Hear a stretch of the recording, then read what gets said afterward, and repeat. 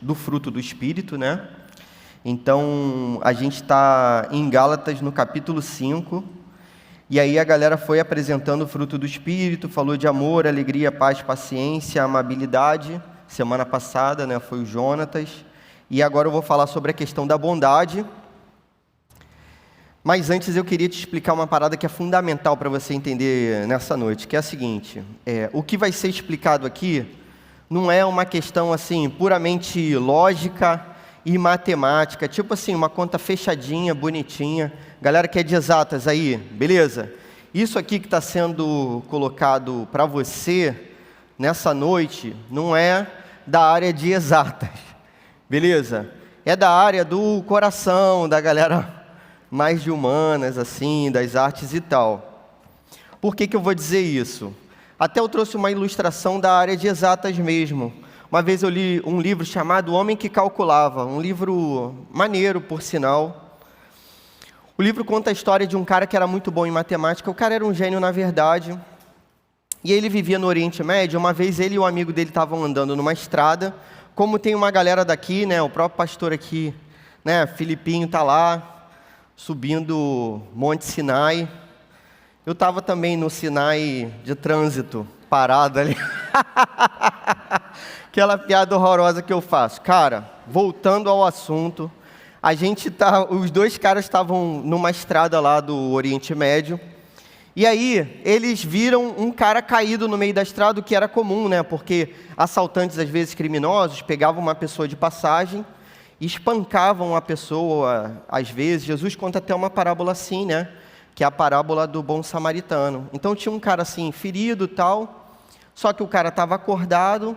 Aí eles conseguiram falar com o cara, ele e o amigo falando com o cara falou assim: ó, não parece porque eu estou assim com a roupa toda rasgada, tal, estou sujo, mas eu sou um funcionário do governo de Bagdá.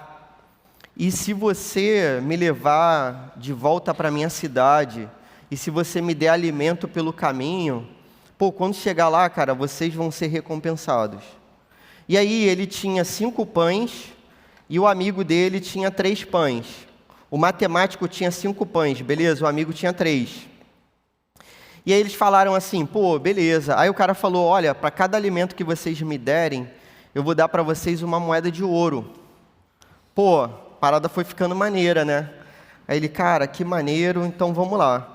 Aí ele pegou os pães do amigo, juntou com os pães dele, 5 mais 3, 8, beleza? Conta tranquila para você.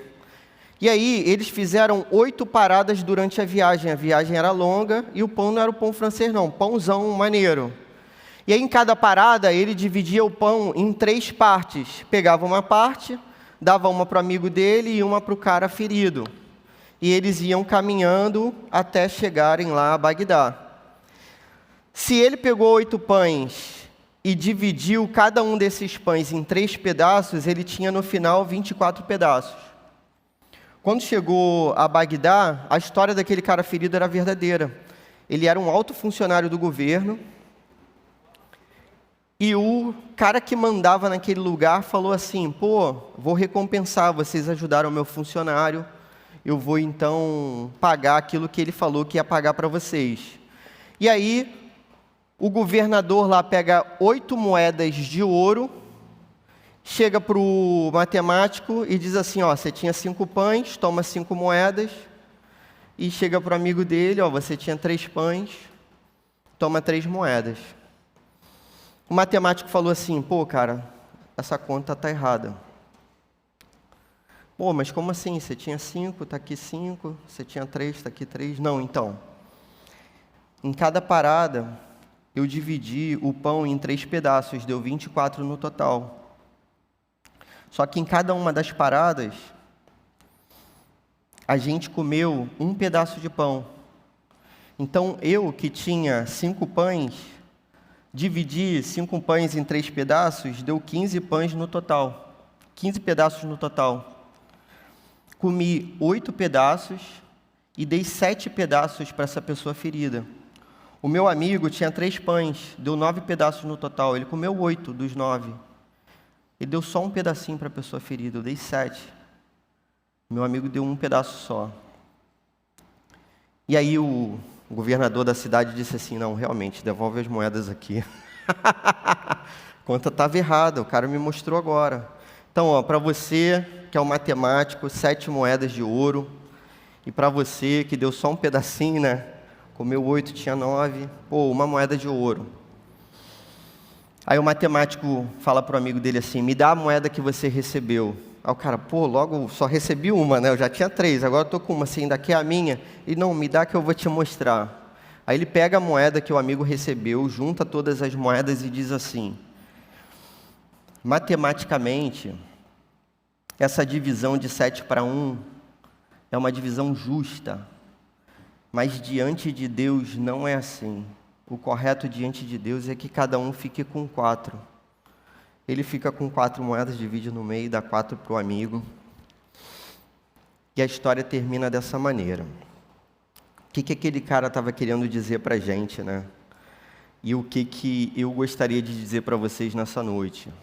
A matemática de Deus é diferente da nossa. Hoje a gente vai falar sobre bondade, e a bondade não é algo assim, que a gente calcula uma medida certa, e a gente entrega aquela medida e aquilo é suficiente. Não. A matemática da bondade é uma matemática que excede a justiça. Então, tipo assim, diante da bondade, daquilo que é tratado na Bíblia, da bondade no padrão de Deus, da bondade no referencial de Jesus Cristo, não é a sua bondade, não é a minha bondade, é a bondade de Jesus Cristo. A bondade de Jesus Cristo, ela é uma bondade que excede a justiça, que você não recebe aquilo que você merece. Consegue entender? Como Jesus te trata é desse modo, você não recebe aquilo que você merece. Jesus te trata com graça. Bondade na Bíblia é isso. Você entregar para alguém aquilo que não seja exatamente o que ela mereça. Você entregar muito mais do que ela merece. Se você entender isso, pô, maravilha. A gente vai ler então o texto de Gálatas, que diz assim, Gálatas 5:22.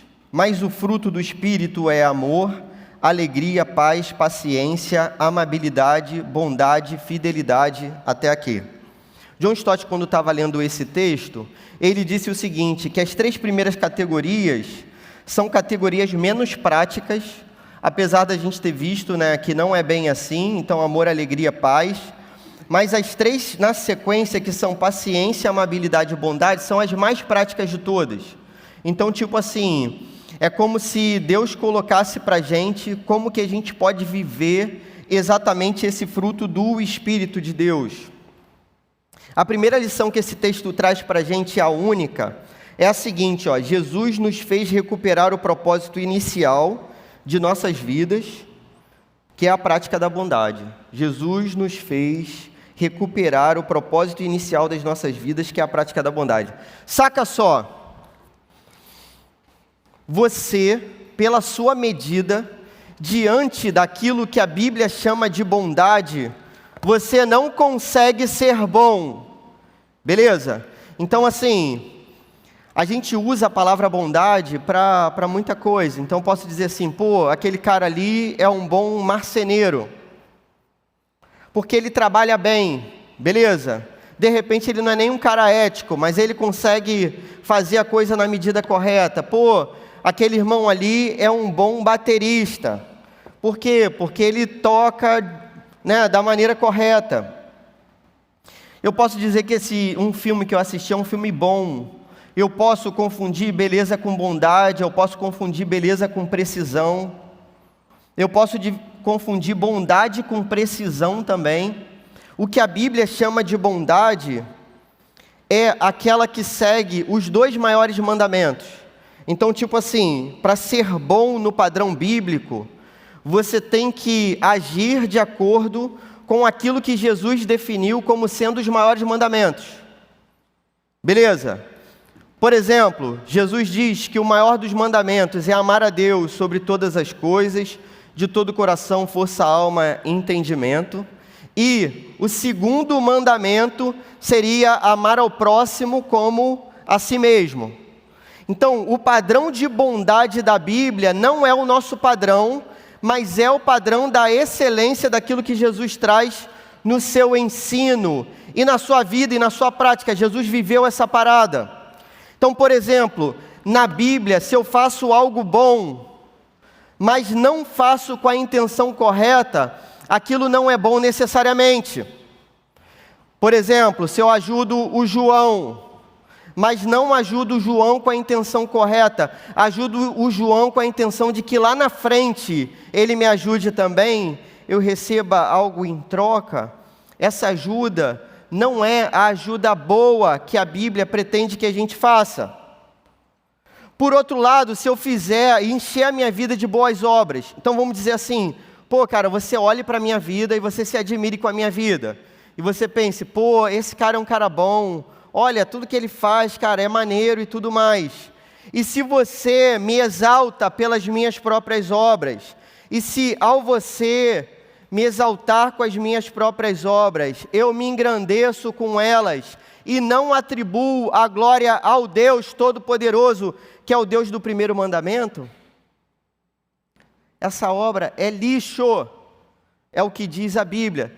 Tá ligado? Tipo assim, eu faço umas paradas muito boas para o meu próximo, e aí eu participo de uma ONG, e aí eu ajudo uma opção de gente, e aí eu salvei uma criancinha, e aí eu fui legal demais.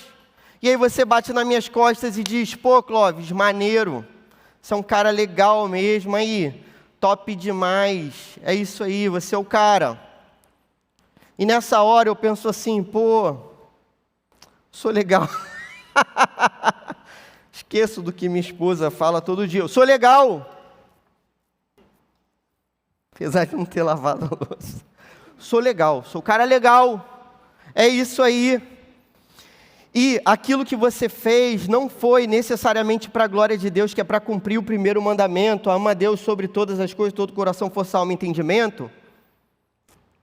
Em todas as vezes que você fez algo que não foi necessariamente para a glória de Deus, em todas as vezes que você fez algo que não foi para amar o próximo como a você mesmo, em todas essas vezes, ainda que todas essas pareçam boas para todas as pessoas, para Deus não é. Consegue entender? Eu compro essa camisa pensando em mim, beleza? Pensando em mim e não penso em mais ninguém.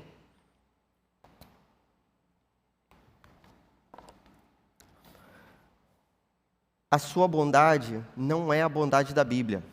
Essa aqui é a parada. A partir disso, a gente entende o seguinte: houve um episódio nessa história que afetou o nosso coração completamente, que é Gênesis 3, que vai fazer com que o pecado entre no mundo e altere todas as coisas, até a minha visão de mundo, a minha compreensão do que seja bondade, verdade, beleza e justiça. Quando o pecado entra na história, o nosso critério parece que vai ser afetado também, e certamente vai ser. E aí o nosso critério vai ser afetado para o mal. Só que, em Jesus Cristo, essa que é a parada, em Jesus Cristo, você pode recuperar esse propósito para o qual você nasceu. Você nasceu para amar ao próximo como a você mesmo. Você nasceu para isso.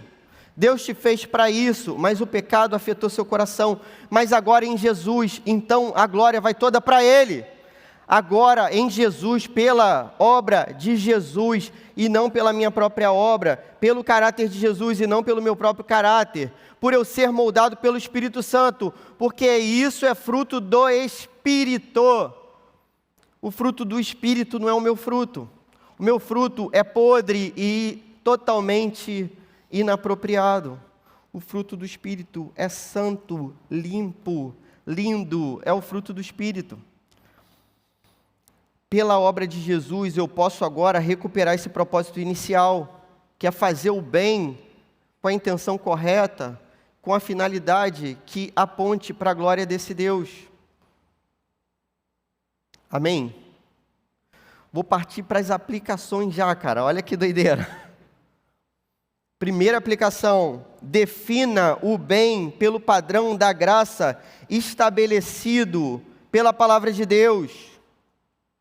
Você deve definir o bem, aquilo que é bom, a bondade, pelo padrão da graça de Deus. O padrão da graça de Deus, meus irmãos, é o da generosidade, de você fazer algo por alguém que não mereça nada. Esse é o padrão. Porque quando você faz por alguém que merece,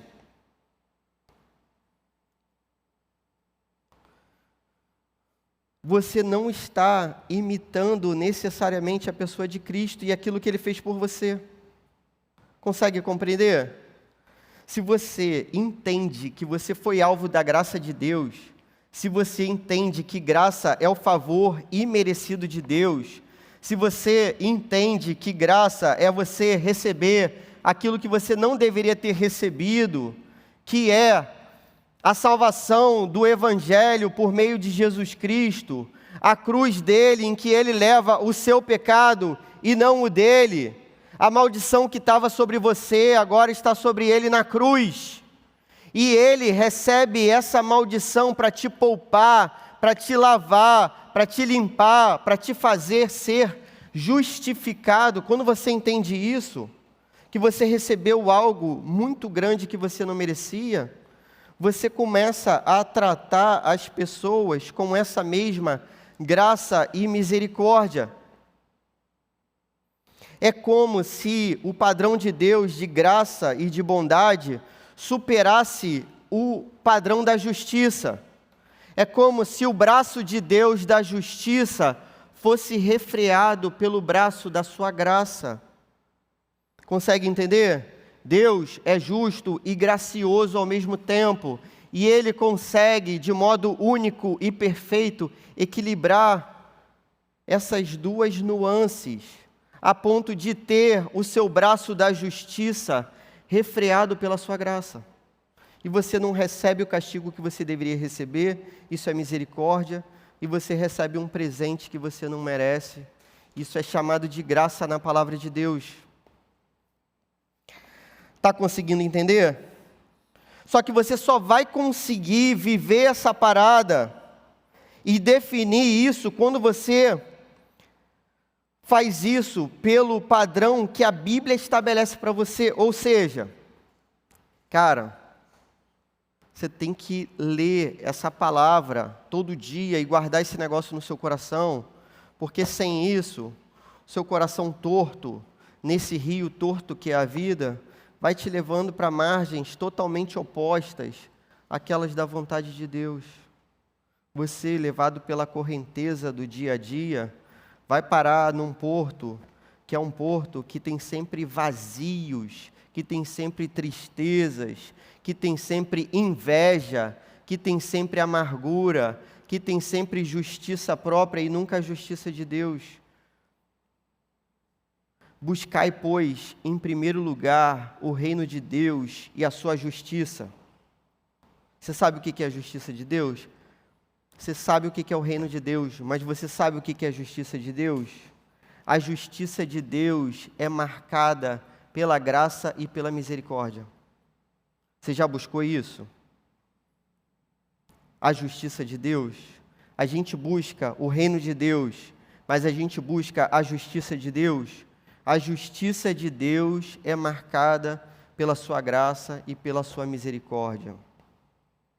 O Senhor Deus é aquele que é rico em misericórdia, tardio em irar-se e rico em misericórdia.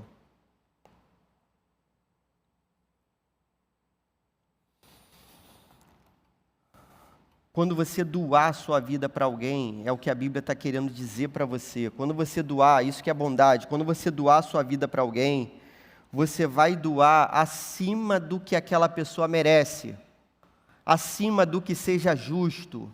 Você vai exceder o nível da justiça. O cálice daquela pessoa, quando receber desse líquido precioso que é a sua bondade, o cálice dessa pessoa vai transbordar, como no Salmo 23.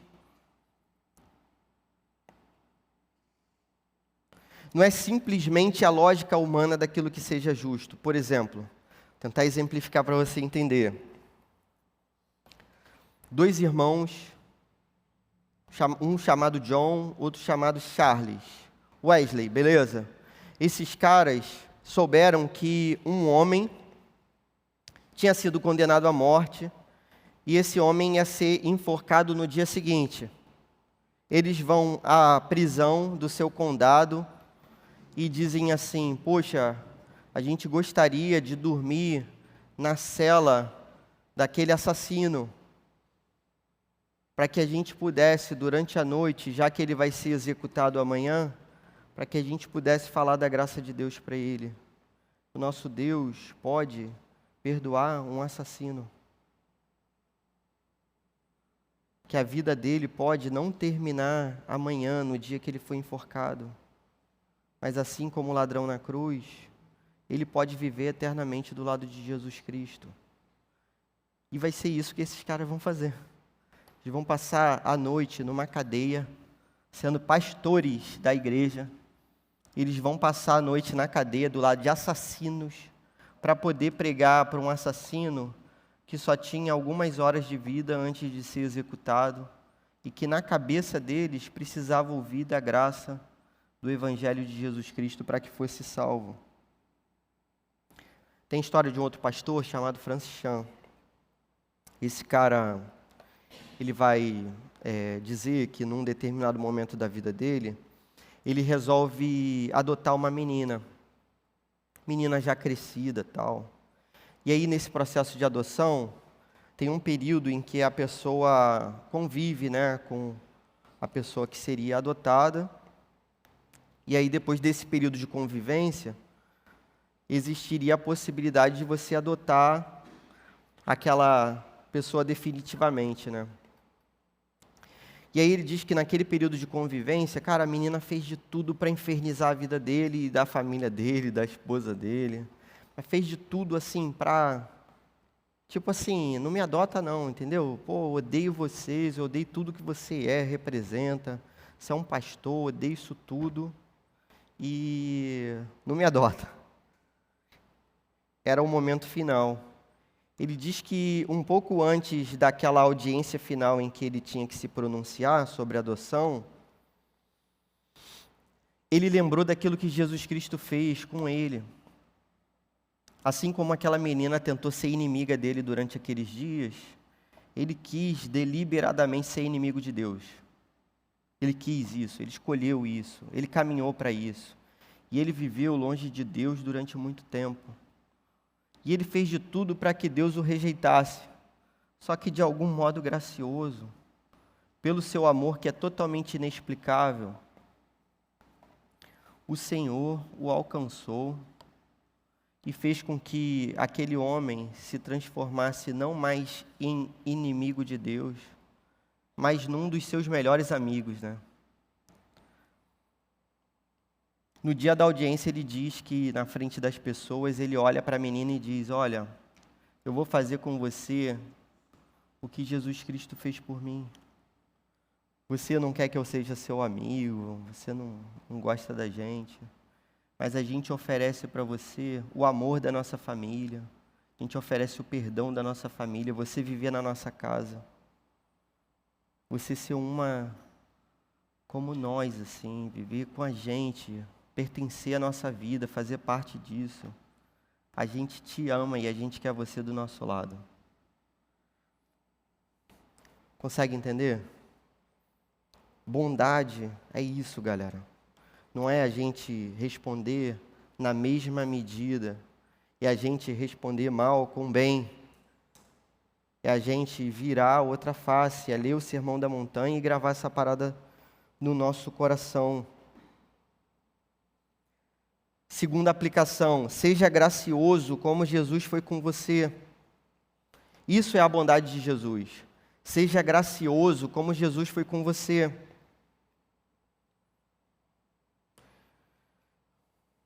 Seria justo que Moisés fosse rejeitado por Deus. ele era um assassino. Seria justo que Jonas fosse morto pelo peixe. Jonas recusou a vontade de Deus, fez exatamente aquilo que Deus não queria. Seria justo que Pedro fosse abandonado como abandonou o seu mestre Jesus. Seria justo que Raabe fosse esquecida e fosse destruída como a sua cidade, e que nunca tivesse o seu nome nos ancestrais de Jesus Cristo. Seria justo que Davi tivesse a sua memória e a sua história totalmente apagada depois de todo o pecado que ele cometeu. Seria justo que eu e você permanecêssemos inimigos de Deus. Seria justo se fosse assim. Mas a misericórdia de Deus e a sua graça excederam a justiça. Se o Senhor te trata desse modo, seria justo que o gadareno permanecesse com 2.000 demônios. Seria justo que Maria Madalena continuasse endemoniada. Seria justo que Jesus não conversasse com a samaritana, porque essa era a regra do seu tempo.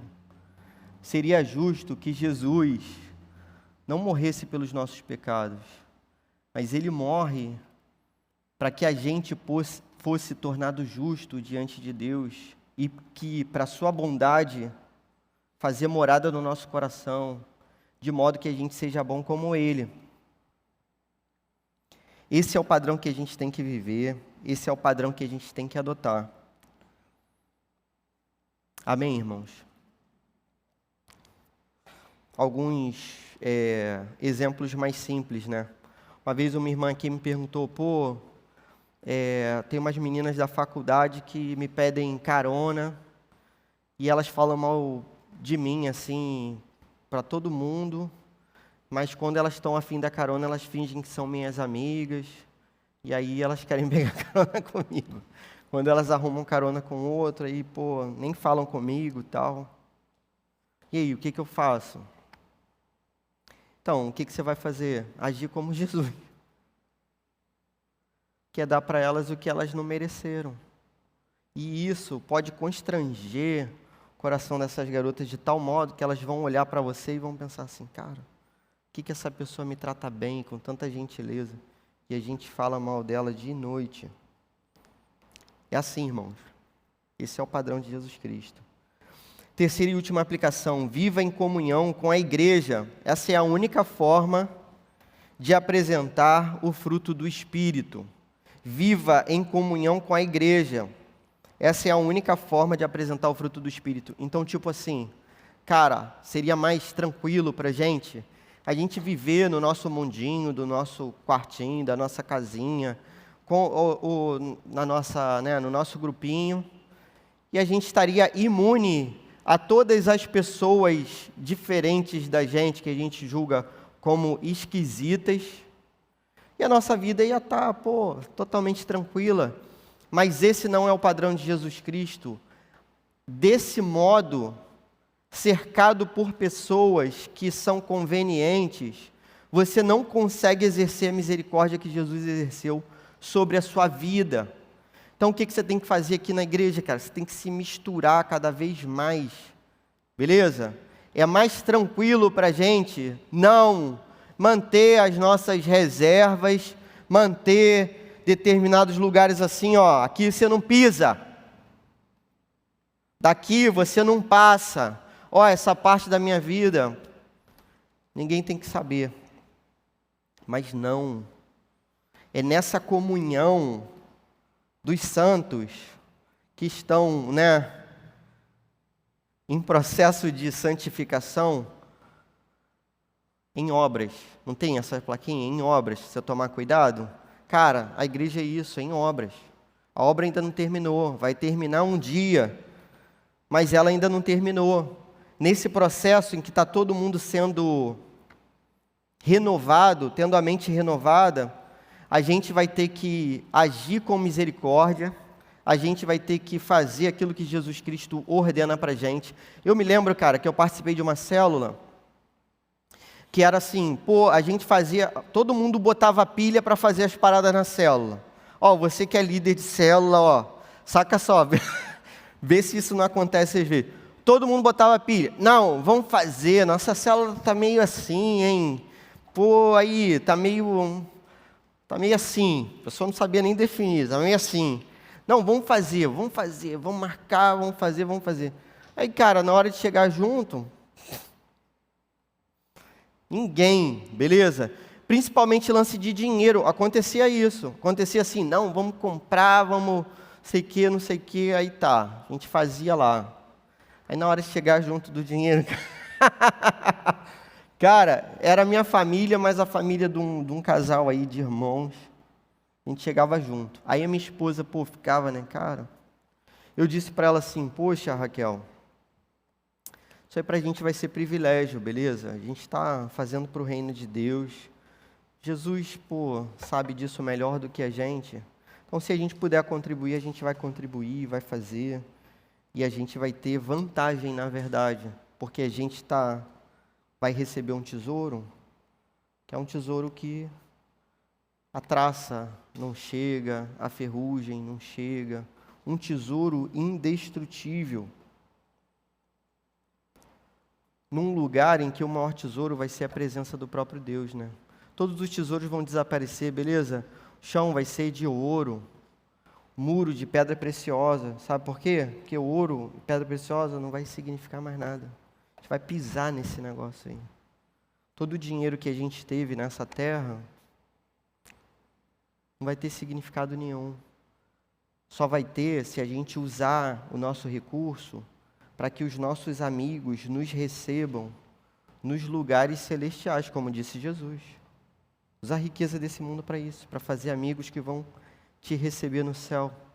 Então, se você puder pagar a conta, ainda que não seja justo, beleza?